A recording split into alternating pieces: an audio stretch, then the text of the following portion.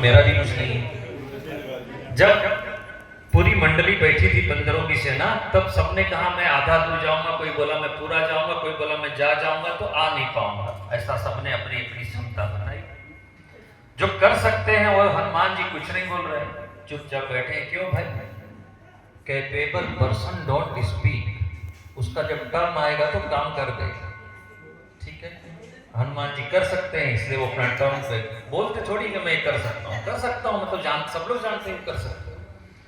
तो जब सबका बोलना चुप हो गया तब हनुमान जी को राम जी ने बुलाया। भैया हनुमान जाओगे नहीं सीता मैया का पता करने? बोले प्रभु बस आदेश दे दो और मैं चला निकला।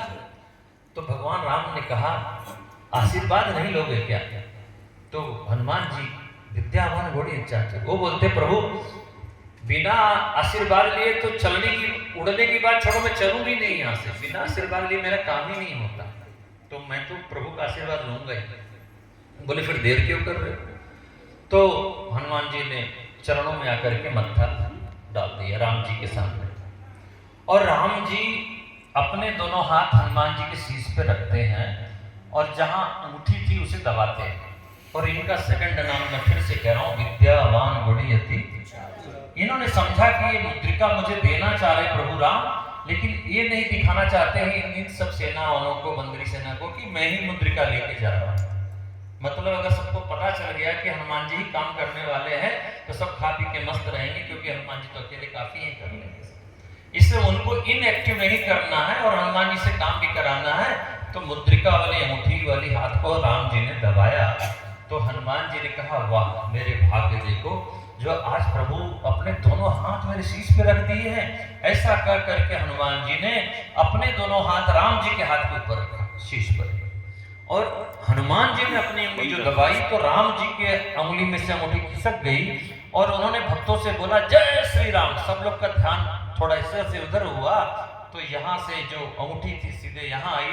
तुलसीदास जी ने लिखा प्रभु मुद्रिका मेरी मुख ये काम हो गया। समुद्र को पार करके हनुमान जी लंका के गेट पर पहुंचते हैं और वहां पर एक लंकिनी नाम की गेट कीपर है, वो बोलती है चोर नॉट अलाउड।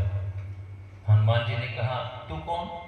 बोली मैं गेट कीपर, मैं चोरों को निगल जाती हूँ। हनुमान जी ने कहा लंका में रहती इसलिए झूठ बोलती हो, बड़ा चोर रावण अंदर बैठा है। जब सीता जी को चोरी से लेके गया तो तुमने नहीं खाया, और इस समय बजरंगबली से पाला पड़ा तो बोलती है खा जाऊंगी, तो एक बार ट्राई करो। You try better you try. और हनुमान जी को कौन खा सकता है? तो हनुमान जी ने भी काउंटर गिफ्ट में एक अपना मुष्टिका एक जोर का झटका धीरे से दी।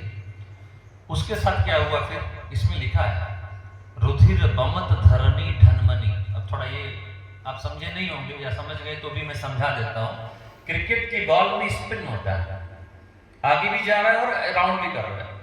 इसी तरह से उस लंकिनी का हालत हुआ, वो आगे भी जा रही है और कई राउंड होकर के जा रही है और उसके मुख से खून आ गया। जैसे ही क्षण उसके जीवन में आया उसको रिवाइंड हुआ कि ब्रह्मा जी ने कहा था जिस दिन मेरे जीवन में ऐसा क्षण आएगा उस दिन से रावण का उल्टा गिनती शुरू हो जाएगा और मैं पहचान गया प्रभु स्वयं श्री राम के दूत हनुमान जी। जाइए लंका इधर, यानी जिसे रोकना था वो आगे रास्ता बताया।